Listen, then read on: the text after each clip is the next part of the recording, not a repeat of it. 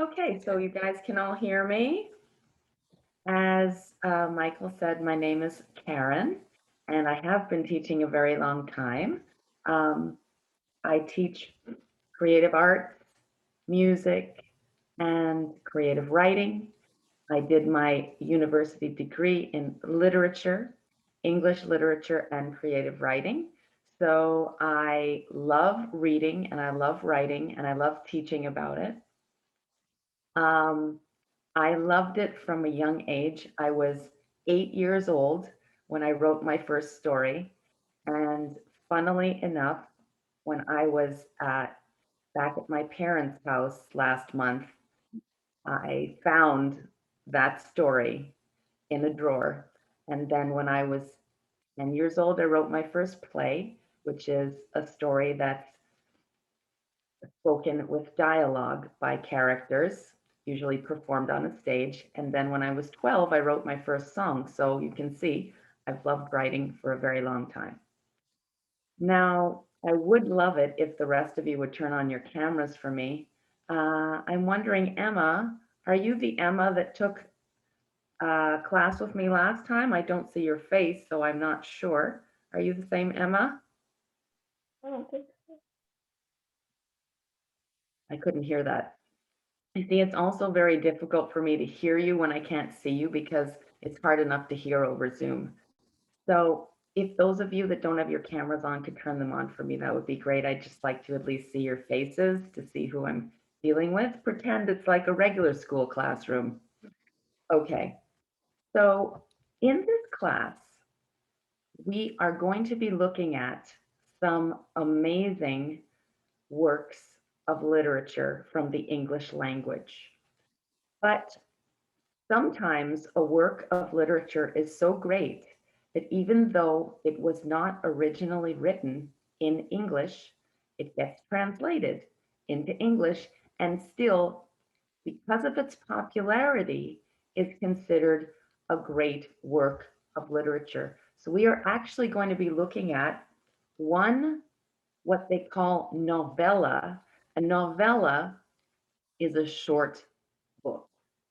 So it's a short book because depending on the level of the students, it's really nice to be able to go over things in enough detail to make sure everybody's understanding. And for those of you that are English speaking, it's nice to have time to just go deep into the plot of the story and understand the many levels of what's going on. So I have a very, very famous book. You may have heard of it. It's called The Little Prince. It is also originally called Le Petit Prince, which is originally a French book. Now, this book was interesting because it was published in the same year in French and in English. That is unusual. The author, Antoine de Saint-Exupéry, was French, and usually a book gets published in its main language first, and only when it's popular enough, after enough people like it in its own country, does it then get published in other languages. But this book was published at the same time, one in English and one in French.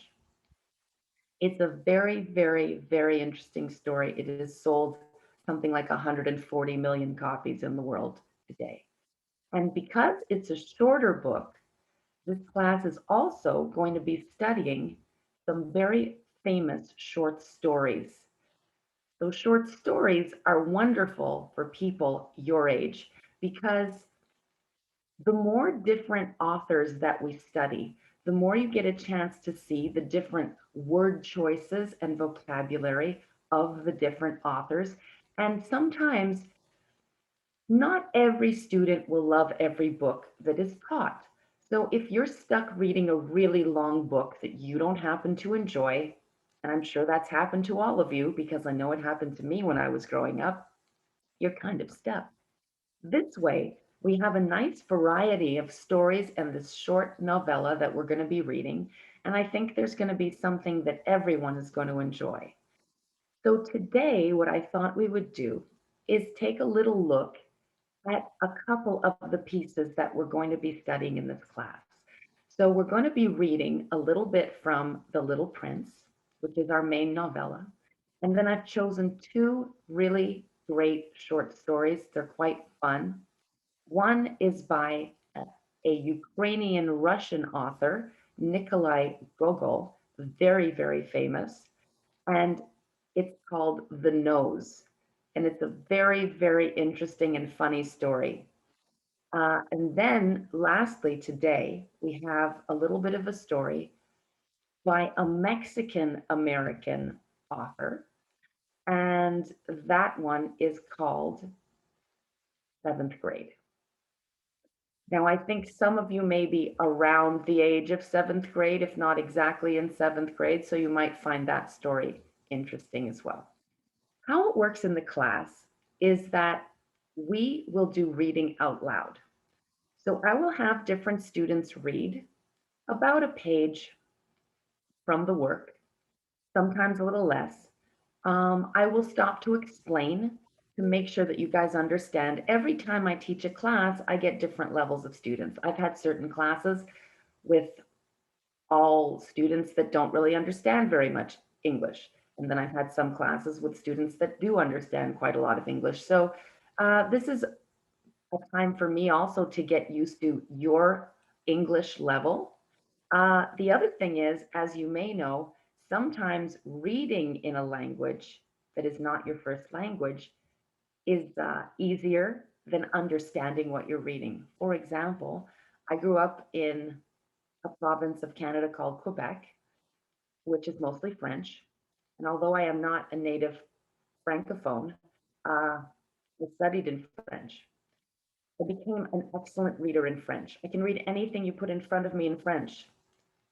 I don't understand everything that I read, but it's difficult if you would hear me read to know what I'm understanding and what I don't understand because I can read perfectly.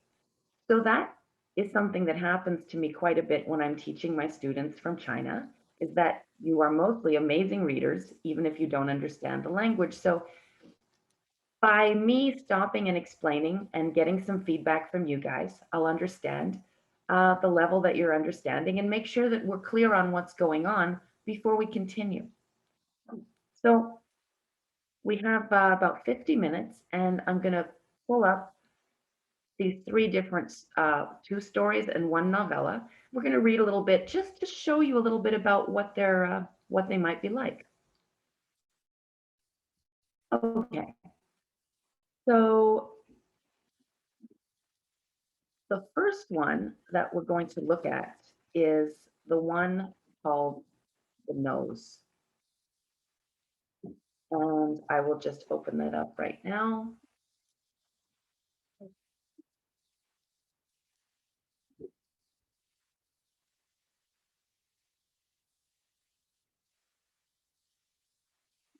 This is a very interesting story. Gogol, the Russian author, was famous for a certain style of writing in which he made very unusual and strange things very usual and common, and that's the fun of it. This is a story about a man who loses his nose, and not only does he lose his nose, and that's written about as a very matter-of-fact thing, he discovers a terrible misery in his life when he realizes that his nose, which is now no longer on his face, has taken over his ideal life. His nose has an amazing job that he always wanted. His nose has the best life, and his life is miserable. And so you can see it's a very bizarre and interesting story that I find particularly funny. So we're going to read a little bit of that one, and then we'll follow it up with probably a little bit of seventh grade story. And then we will follow that up with our main novella, The Little Prince. Okay, The Little Prince is written in a very simplistic style, but don't be mistaken, it's not really a book for children. Okay, so the first one, let me share my screen. All right, I'm going to read the first little bit myself, and then I'm going to start getting some volunteers to read. I'm going to make this larger for us so that we can really see everything. I hope that that is big enough for you guys to see. All right, so here we go. An extraordinarily strange thing happened in St. Petersburg on 25 March. An extraordinary thing, just as an aside, is that my birthday is that day. So when I started reading this story, I thought that was kind of cool because I was born on the 25th of March. That is not the extraordinary thing that they are talking about in this story. All right. Ivan Yakovlevich, a barber who lived on Voznetsky Avenue. His surname has got lost, and all that his shop front signboard shows is a gentleman with a lathered cheek and the inscription, "We also let blood." Woke up rather early one morning and smelt hot bread. As he sat up in bed, he saw his wife, who was a quite respectable lady and a great coffee drinker, taking some freshly baked rolls out of the oven.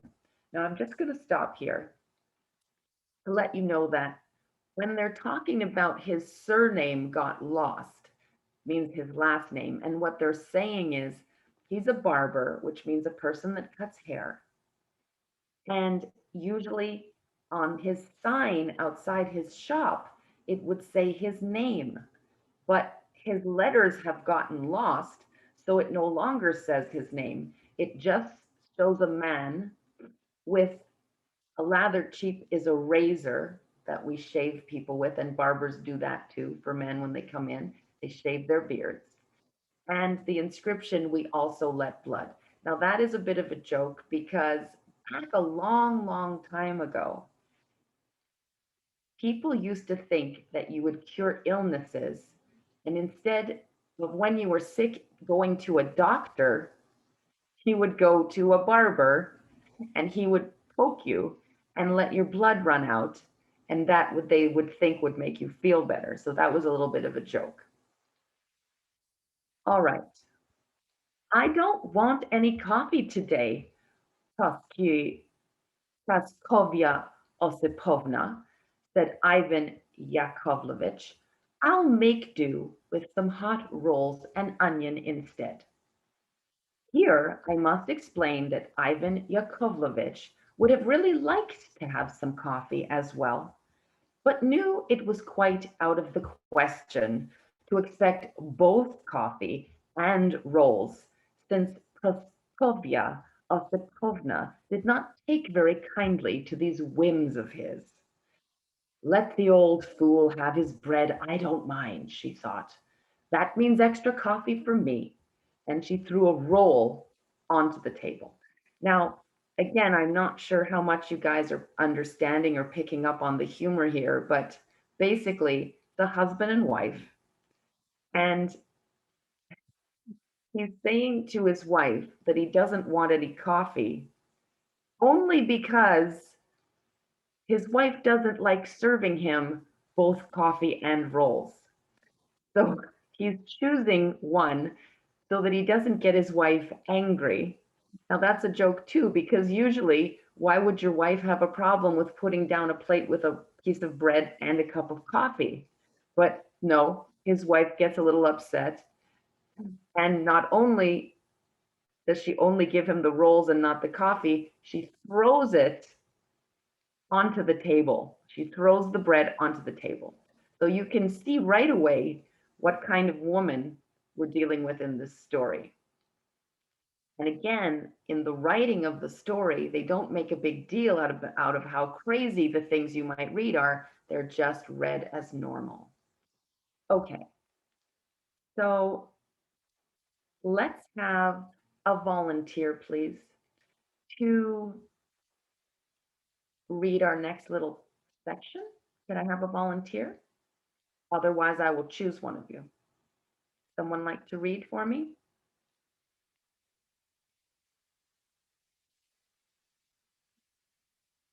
All right. I will choose if no one is offering. I will choose Coco. Would you please read a little bit for us? Okay. Ms. K, Okay. Ms. K, can you see the hands raised in the Zoom? No, I don't. Are there hands raised? Yeah. Oh, okay. Well, I maybe it's because I'm on the screen share. Yeah. That's But okay. usually I still see them. Sorry about that. Okay, so I'm sorry. I'll No. stop my share. Now I see some hands. So I see Elise. All right, we'll have Elise. Li Tong as well. Li Tong's the first one, then Okay, Alice, all right. then Coco. Okay, Lee Tong, Coco, and Elise. Okay, thank you. If I'm not sure why I wasn't seeing that when I have my screen share, but I will. If I ask for volunteers, I will stop my share for a moment so I can see. So Lee Tong, wonderful. I'll just reshare my screen and you can begin where I left off. Okay, thank you. Here we go. All right, so I'm going to ask you to start from here. Ivan. Ivan pulled his frock coat over his nightshirt for decency's sake, sat down at the table, poured out some salt, peeled 2 onions, took a knife with a determined expression on his face, and with a determined expression on his face, started cutting one of the rolls.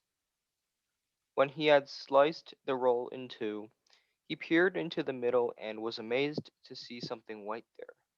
Ivan carefully picked at it with his knife, and felt it with his finger. Quite thick, he said to himself. What on earth can it be? He poked 2 fingers in and pulled out a nose. He flopped back in his chair and began rubbing his eyes and feeling around in the roll again. Yes, it was a nose all right. No mistake about that. And, what's more, it seemed a very familiar nose. His face filled with horror. But this horror was nothing compared with his wife's indignation. Do I keep reading? Yeah, just read one more paragraph for me. You beast! Whose nose is that you've cut off? She cried furiously. You scoundrel! You drunkard! I'll report it to the police myself, I will. You thief! Come to think of it, I've heard 3 customers say that when they come in for a shave, you start pulling their noses about so much it's a wonder they stay on at all. Okay, thank you very much, Latom. So I hope that you're seeing what I pointed out as being an interesting style of writing that Gogol was one of the originators of. You see, obviously, if you found a nose in your dinner roll, it would be a different reaction. It would be shock and horror of a different kind. So, and then his crazy wife makes things even more bizarre, not by reacting with horror that there's a nose in his roll, but that she's just angry at him because she hears evidence that in his shop when he works as a barber, that he's pulling people's noses so much that it's a wonder that it doesn't fall off. So she's angry at him for pulling off one of his clients' noses, not freaking out because there's a nose in the bread. I particularly find this story very, very funny. I hope you guys do too. Okay, thank you, Latong. Excellent reading. Are you in China or in Canada? I'm in Canada. You're in Canada. So you're very familiar with the English language, I assume. Yes, excellent reading. Thank you. All right. So can I see a show of hands? And please be honest. Are you guys all basically generally understanding the combination of what's being read and what I'm explaining? Can I see a show of your Zoom hands to see who is really capturing the understanding of this? So Max says yes, Emma, yes. Okay. All right, I see a nod there. Okay. Okay. So that's good. Kelly and Jane, how about you? If you guys, first of all, I just want to say, if you guys don't understand something, please, the reason I'm here is for you to ask questions. It's fine if you don't understand something. Now, when I say don't understand something, I mean a couple of things. Number one, of course, it would be if I say some words in English, there are some words in English in the story that you don't understand, please put your hand up and ask me. Now, because when I'm on the screen share mode, if I don't see the Zoom hands, please just say out loud, Karen, I have a question. I will explain to you any words that you don't understand, but also sometimes, even if you're reading in your own language, there is maybe a part of the story that you wonder what they're talking about. So please always ask questions. There's nothing wrong with asking questions. Asking questions is the gateway to learning and to becoming more brilliant and to increasing your mind power. Okay, so that was excellent reading. Thank you very much. I think Coco was going to read next, and then Elise was going to read after that. I'll continue my screen share, and then we will switch to have a look at another one of our stories. Okay, so a little bit more on this one. And so we stopped here where the wife is furious at her husband for being irresponsible and pulling the noses of his customers that come in for a haircut. Okay, Coco, please start from here. But Ivan felt more dead than alive. He knew that the nose belonged to none other than collegiate assessor Kovalyov, whom he shaved on Wednesdays and Sundays. Wait a minute, Praskovia. I'll wrap it up in a piece of cloth and dump it in the corner. Let's leave it there for a bit. Then I'll try and get rid of it. I don't want to know. Do you think I'm going to let a sawn-off nose lie around in my room, you fathead? All you can do is drop that blasted razor of yours and let everything else go to pot. Lay about, night bird, and you expect me to cover up for you with the police. You filthy pig, blockhead. Get that nose out of here, out. Do what you like with it, but I don't want that thing hanging around here a minute longer. Ivan Yakovlevich was absolutely stunned. He thought and thought, but just didn't know what to make of it. I'm damned if I know what's happened, he said at last, scratching the back of his ear.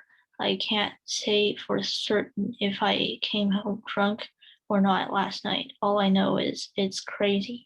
After all, bread is baked in an oven, and you don't get noses in bakeries. Can't make head or tail out of it.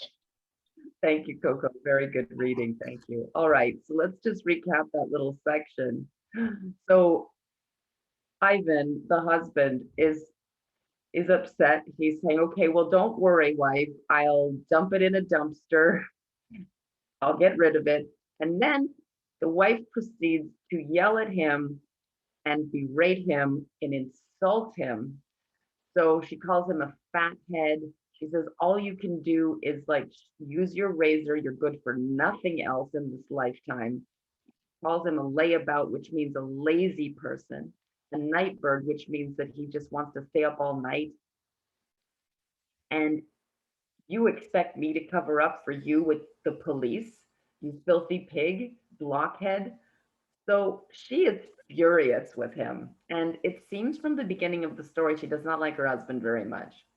And now Ivan, the husband, is stunned. He doesn't know what's happened. He can't understand. Maybe he was drunk the night before, drinking alcohol, so he can't remember.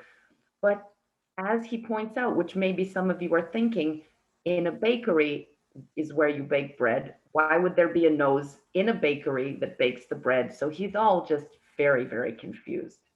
All right, so I'm going to have Elise read a little bit more. And then if you want to hear more about how this story ends, you're going to have to join the class because we're going to be moving on to our second story in a minute. Okay, so again, please, if you have questions and we're in the screen share, just say it out loud. Ms. Karen, I have a question. Okay.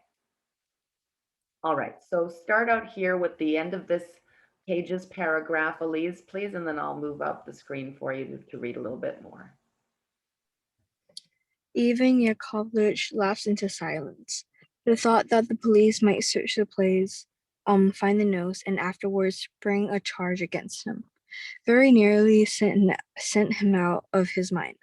Already, he could see that the scarlet collar, beautifully embroidered with silver, that sword, and he began shaking all over. Again, he put on his scruffy old trousers and shoes, with Praskovia Osponova's vigorous invective ringing in his ears, wrapped the nose up in a piece of cloth, and went out into the street. All he wanted was to stuff it away somewhere, either hiding it between two curbstones by someone's front door, or else accidentally dropping it and slinking off down a side street. But as luck would have it, he kept bumping into friends who would insist on asking, "Where are you off to? Or it is a bit early for shaving customers, isn't it?" With the result that he didn't have a chance to get rid of it. Once he did manage to drop it, but a policeman pointed with his hadbird and said, "Pick that up. Can't you see you dropping something?" And even the Kovlich had to pick it up and hide it in his pocket. Despair gripped him, especially as the street were getting more and more crowded now, as the shops and stalls began to open. Okay, thank you very much, Elise. Excellent reading again for you. So again, this is a very absurd story. He's nervous, but for all the strange reasons. Nervous as if he's found something illegal that's normal to find that you would want to get rid of so that the police doesn't see you with it. But a nose, the idea that it's a nose is so ridiculous, and yet no one is saying that in the story. So he's nervous, he's trying to get rid of it. And I just also wanted to mention that sometimes in a story, especially a story that's been written a long time ago, we might find some words, even if we're English speaking, that we don't know. Now, the wonder of today is that we have a Google Translator. We can just take a word and easily translate it into a different language. In the old days, as you know, we had to get a dictionary and look it up. But this is part of how we expand our vocabulary. Vocabulary is the amount of words that we know and use in our daily life. So the class will run in this way. When you guys sign up for the real class, the story or novella that we're reading will be given to you, sent to you as a PDF. You will have it, and you will have a certain amount to read. As we don't have really, really large works that we're studying, I prefer not to give massive amounts of reading, especially because we have a twice a week class that's going to be running. So because I don't swamp you with 30, 40 pages of reading, I give you a smaller amount of pages to read, but I expect you in the smaller amount of pages to maybe read it a couple of times, and especially to look up any words that you don't understand. So that is the way that things will work. Sometimes there is a little bit of homework other than the reading, but largely the class is about reading and making sure you understand what you've read. Okay, so I'm going to leave off that story here because I think it's very interesting to wonder what's going to happen next. And like I said, you have to sign up for the real class to find that out. Now we're going to change our attention to the second story, which is written by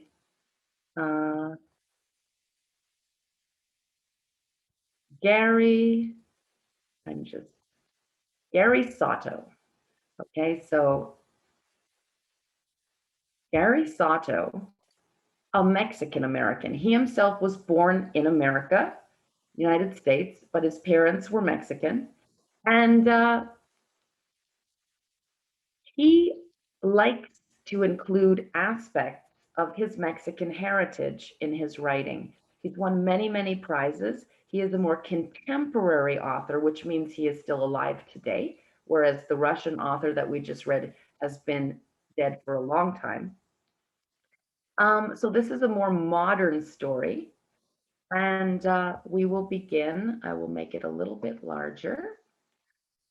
So I'll take off my screen share for a moment and see. I will read the first little bit of this story.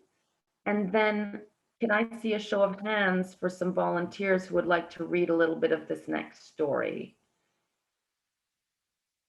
I can see you all now, so I'm not seeing anyone volunteering. Everyone.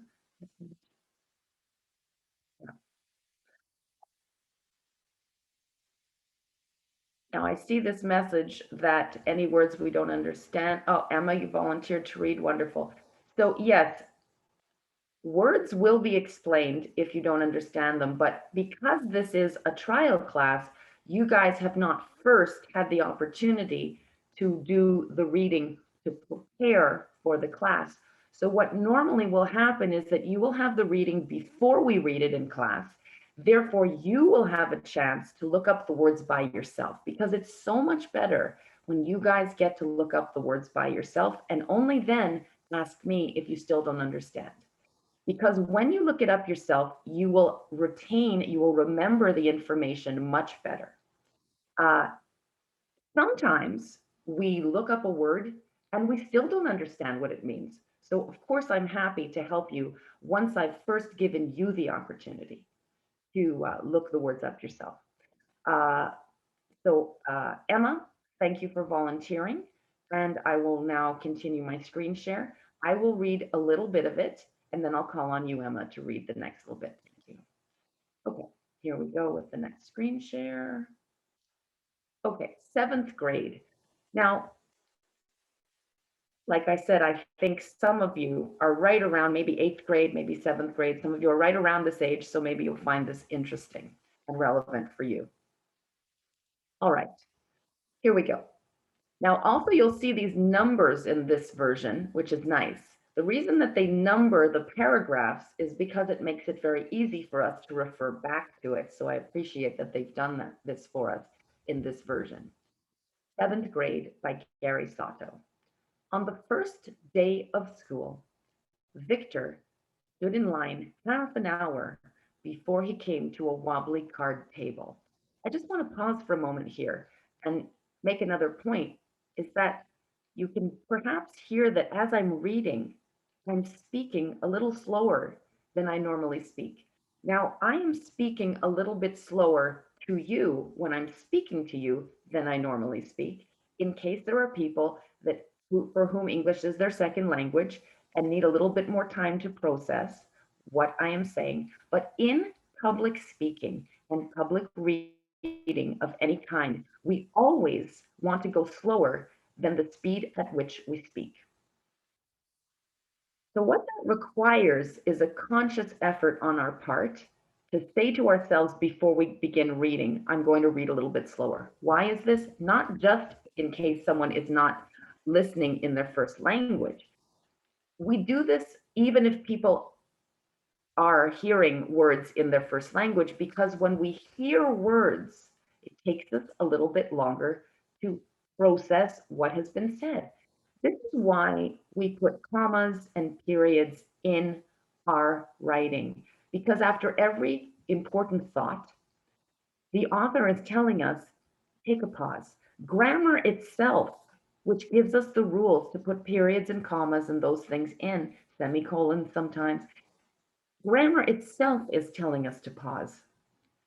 We pause to make sure that we've had a moment that our brain can register what our ears have just heard. So I'm reading a little slower, and when you guys read, I would like you to read a little bit slower than the rate at which you speak. Okay, so I will continue. On the first day of school, Victor stood in line half an hour before he came to a wobbly, hard table. He was handed a packet of papers and a computer card on which he listed his one elective. As you can see, elective is underlined here, and has a little number 1 up there. You guys may be familiar with something called footnotes. In this story, they've created their own footnotes because they're assuming you might not understand these words, and they're giving you the definitions. If we look down at the bottom, we'll see elective means an optional course or subject. So as you guys know in school, you probably have this where you go to school, is that certain subjects every year, you have to take them. You have to take math, you have to take science usually, but some things you could choose. Once you get to high school, you can choose a few things that you would like to take that not everyone takes. So this boy in the story, Victor, is allowed to sign out, choose one elective, and his was the subject of French. He already spoke Spanish and English, but he thought someday he might travel to France, where it was cool, not like Fresno, where the summer days reached 110 degrees in the shade. There were rivers in France and huge churches and fair-skinned people everywhere, the way there were brown people all around Victor. Now, let's pause for a moment and understand that this is an author who does very interesting writing. What do I mean by that? He tells us things without actually telling us things. He tells us details which make us make our own conclusions about things. For example, when we learn that he already speaks Spanish, that's a clue. Why would he already speak Spanish? Maybe his family is Spanish. Maybe they are from a country that speaks Spanish. Many countries in the world speak Spanish that are not Spain. So that's a clue number 1. Where is he in the world? We don't know yet. Is he in a Spanish-speaking country? We don't know yet. But in the next sentence, he explains they are not in a Spanish-speaking country. They are in Fresno. Fresno, for those of you that don't know, is a city in California, United States. So now we know 2 things. We know that for some reason, he already speaks Spanish and that he lives in the United States. Now, in the next sentence, we learn something else. We learn that as he dreams about France, he recalls that there's rivers there and fair-skinned people. Now, what do they mean by fair-skinned people? They mean Caucasian people, people with the more white type of skin. So then we say to ourselves, there were fair-skinned people in France and brown people all around Victor. So we know, first of all, he's in United States. In United States, there are many, many, many fair-skinned people. The majority of the people that are native to that country are fair-skinned. So now we've learned a whole bunch of information without him actually telling us. We know that there's a Spanish ancestry.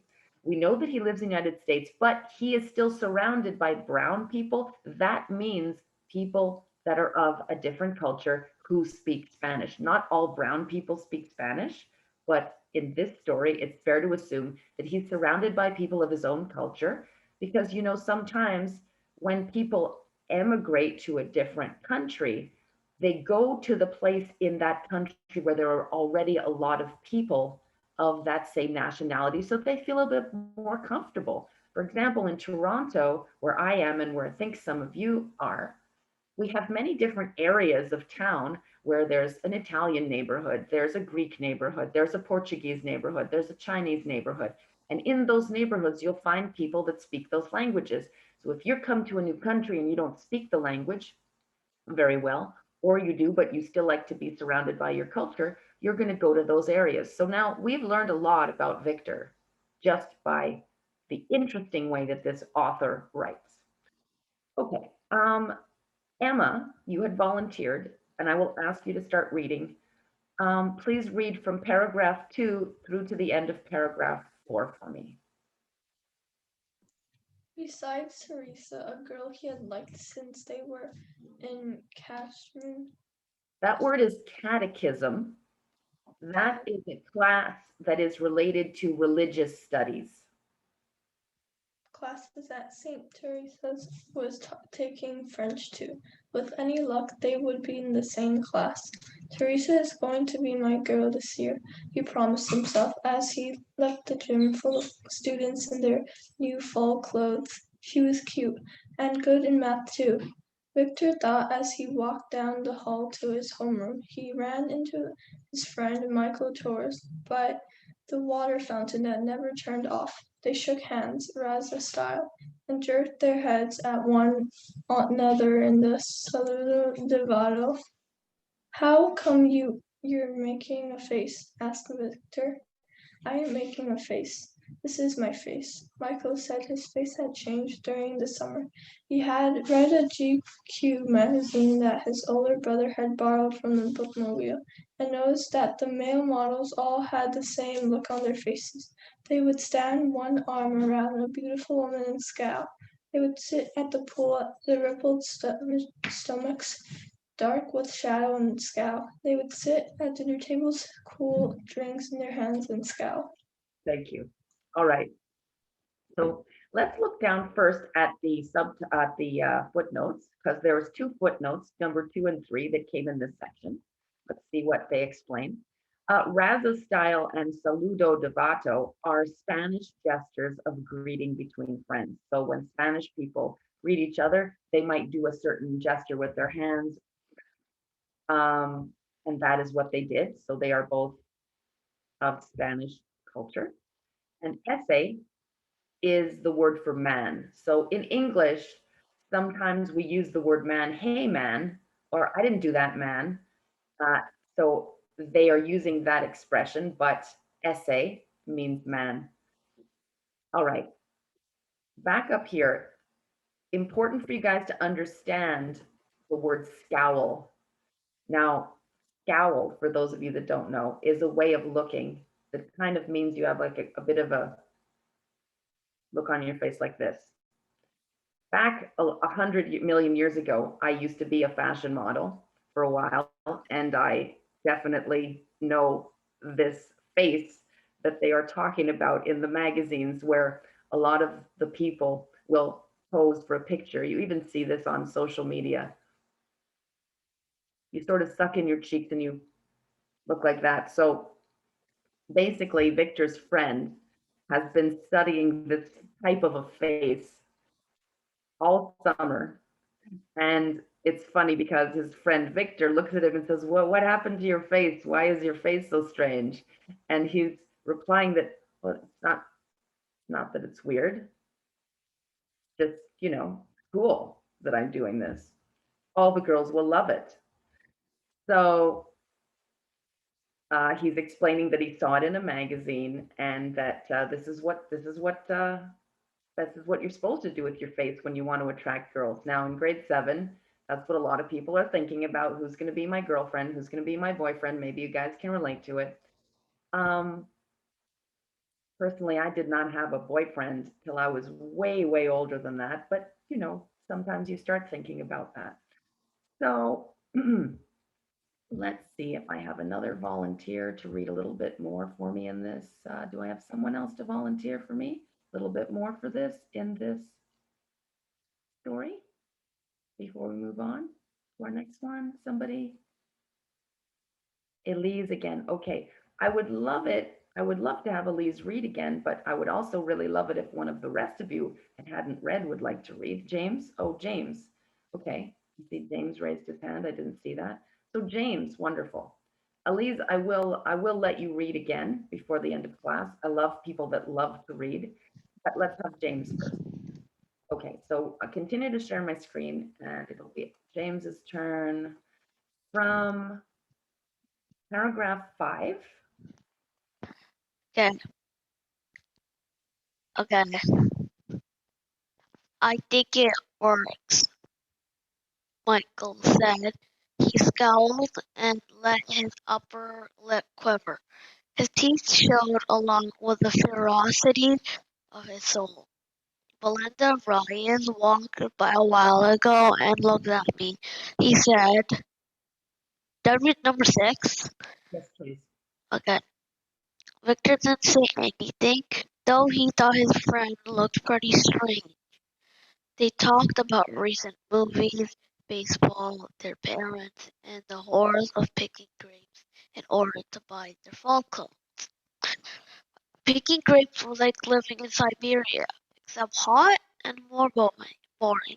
All right, What cla- I'm going to let you read a little bit more. I'm just pausing here to explain something, okay? So you'll pick up in a moment from paragraph 7. But Siberia has a footnote. Let's look at it. Now, Siberia is a region in northern Asia known for its harsh winters. So obviously they live in Fresno, California, where they've already said it's 110 degrees in the shade. It's the opposite of cold. But Siberia is also a lonely place where there's not a lot to do. So it's a place that's considered kind of boring and uninteresting and remote. So picking grapes is another hint that we get about the culture. A lot of Mexican American immigrants worked in the vineyards of California, where picking grapes is part of the industry for winemaking. So this is something that the migrant workers did a lot. So now we learn that he has to do that as a young boy. He has to work in the grape fields and pick the grapes. And he's saying that they don't enjoy it. It's hot and more boring. So what the author is doing here is he's setting up a situation for us where he's telling us something boring. Siberia, like I said, we associate that concept with boring. There's nobody for miles. It's freezing and boring. And he's saying that picking grapes is like Siberia, but even more boring. So that he's saying it's the most boring thing ever. All right, so now I would like you to continue reading until the end of paragraph 12, please. Okay. What classes are you taking? Michael said, scowling. French. How about you? Spanish. I ain't so good at it, even if I'm Mexican. I'm not either, but I'm better at it than math, that's for sure. A teeny 3-bit bell propelled students to their homerooms. The two friends socked each other in the arm and went their ways. Victor thinking, man, that's weird. Michael thinks making a face makes him handsome. On the way to his homeroom, Victor tried to scold. He felt foolish until out of the corner of his eye he saw a girl looking at him. He thought, maybe it does work. He scowled with greater conviction. Thank you very much. So that's another little funny bit. This boy who thinks it's weird that his friend is making these funny faces decided to just try it himself. And then he sees a girl looking at him. Maybe she's looking at him because he looks so funny, but he thinks maybe it's working. And the word conviction, how nice that they've pre-thought that we might not understand that word. And it just means belief in your actions. Okay, so I'm going to leave us here in this story to wonder what more is going to happen to this boy from 7th grade. We already know a few things. Let's just look quickly. Now it's revealed that what Spanish culture? There could be Peruvian, there could be Spanish, there could be Bolivian. All the countries, so many of the countries below the United States are Spanish speaking. We find it's Mexico. So now we know the answer to that question. His culture is Mexican. And so we are now going to spend our last 10 minutes looking at our main novella, The Little Prince. Okay, thank you to all of you that have read. That was a great job. And now, The Little Prince. The Little Prince was not only written by Antoine de Saint-Exupéry, it was also illustrated. And now remember, while it looks like this might be a children's book and children can read it, it's a book with a lot to think about. It's written in a simple style, but it's not really a children's book. Now, many books that were read by children are not only for children. An author reaches the height of brilliance when he can write a work that can be read by all ages and still be interesting. So the simple writing and the simple questions make this book able to be read by a younger person, but make no mistake, this is a book that can be read and should be read by adults because there are a lot of very deep questions. And when you see these illustrations, do not be fooled. It is not really a children's book. These are pictures that the author made as the character of the book. So, The Little Prince, written and illustrated by Antoine de Saint-Exupéry, and translated from the French by Catherine Woods. So, this man, let's just give a little bit of history. I'll just read this quickly for you, and then we'll spend our last few minutes reading the first little bits of this book. This book, as I said, is very short. There's very little writing on each page of the book. We're meant to ponder. Over the past century, the thrill of flying has inspired some to perform remarkable feats of daring. For others, their desire to soar into the skies led to dramatic leaps in technology. For Antoine de Saint-Exupéry, his love of aviation inspired stories which have touched the hearts of millions. So we know this book has something to do with flying. Born in 1900 in Lyon, France, young Antoine was filled with a passion for adventure. When he failed an entrance exam for Naval Academy, his interest in aviation took hold. Interesting that he failed an exam. Sometimes when people fail things, it makes them turn away from wanting to do that thing, but this just wanted to make him do it more. He joined the French Army Air Force in 1921, where he first learned to fly a plane. 5 years later, he would leave the military in order to begin flying airmail between remote settlements in the Sahara Desert. So he's already doing interesting things. He worked in the army, and then airmail, remember, no internet in these days. Airmail was an important way of sending mail from remote places, because if you had to send things by boat, they would take forever, and sometimes there was no way to have water travel. Now, for Saint-Exupéry, it was a grand adventure, one with dangers lurking at every corner. Flying his open cockpit biplane, open. Imagine you're flying a plane and it's open. Saint-Exupéry had to fight the desert's swirling sandstorms. Worse still, he ran the risk of being shot at by an unfriendly tribesman below. Saint-Exupéry could not have been more thrilled. Soaring across the Sahara inspired him to spend his nights writing about his love affair with flying. And then, when World War II broke out, Saint-Exupéry rejoined the French Air Force. After Nazi troops overtook France in 1940, Saint-Exupéry fled to the United States. He had hoped to join the US war effort as a fighter pilot, but was dismissed because of his age. Now, here's someone that wants to fight in the war when many, many people are trying their best to get out of fighting in the war. And he was denied because of his age. To console himself, he drew upon his experiences over the Saharan desert to write and illustrate what would become his most famous book, The Little Prince. Mystical and enchanting, this small book has fascinated both children and adults for decades. In the book, a pilot is stranded in the midst of the Sahara where he meets a tiny prince from another world, traveling the universe in order to understand life. In the book, the little prince discovers the true meaning of life. At the end of his conversation with the little prince, the aviator manages to fix his plane, and both he and the little prince continue on their journeys. Now, this is very interesting and quite sad and mysterious. Shortly after completing the book, Saint-Exupéry finally got his wish. He returned to North Africa to fly a warplane for his country.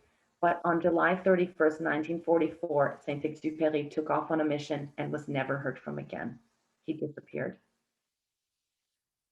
So, without further ado, we have a few minutes to look at this miraculous story. So, as we've just learned, the narrator of the story is a grown man, an aviator, which means a pilot, and he will meet a strange, tiny prince from a different land, a different planet entirely in the universe, which causes a whole lot of very interesting discussion between someone from another land and this person. All right.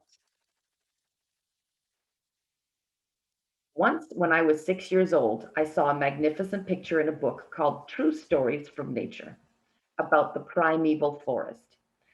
Primeval means a forest that has not ever been touched by man. It's a forest that's been left alone. So when a forest has not been invaded by man, a lot more animals live there and do their natural living. It was a picture of a boa constrictor in the act of swallowing an animal. Here is a copy of the drawing. In the book, it said, boa constrictors swallow their prey whole without chewing it. After that, they are not able to move, and they sleep through the 6 months that they need for digestion. I pondered deeply, then, over the adventures of the jungle. And after some work with the colored pencil, I succeeded in making my first drawing, my drawing number 1. It looked something like this. I showed my masterpiece to the grown-ups. Now, so what we have to understand, just to make sure, is that this person who's writing the book is now a grown-up, but he's talking about when he was a child, and he's showing us the drawings that he made when he was a child, just to set the understanding for how adults and children communicate with each other. I showed my masterpiece to the grown-ups and asked them whether the drawing frightened them. But they answered, frightened? Why should anyone be frightened by a hat? Because it does kind of look like a hat.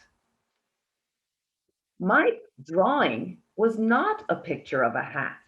It was a picture of a boa constrictor digesting an elephant. But since the grown-ups were not able to understand it, I made another drawing. I drew the inside of a boa constrictor so that the grown-ups could see it clearly. They always need to have things explained.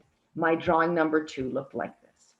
All right, now before I let Elise read again, I just want to mention to you how brilliantly this author, and remember, he sold over about 140 million copies of this book. It's been read and translated into so many languages. So usually we say that children need to have things explained to them, right?